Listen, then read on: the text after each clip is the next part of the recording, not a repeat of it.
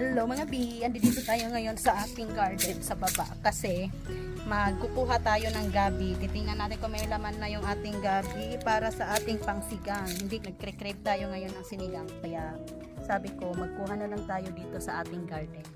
Tingnan nyo to, ang lalaki na nila mga B. Ito yung mga luya natin dito sa ating garden sa baba.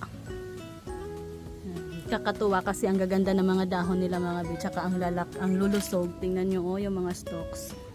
Yan, mayroon ng lumalabas na bunga ay nalaman ng luya.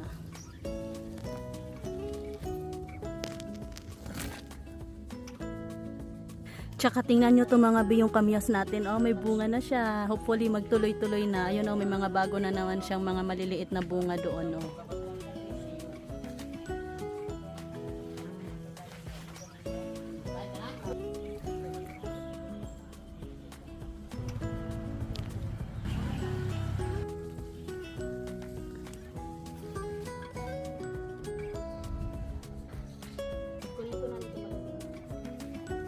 Kinuha na natin itong mga bi para isahog natin doon sa sinigang kasi sayang naman, iwan lang natin yung mga maliliit.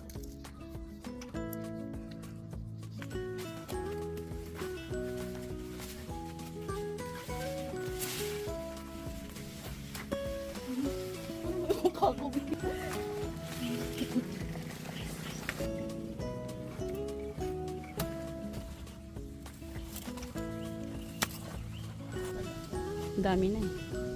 Ang dami mga bi.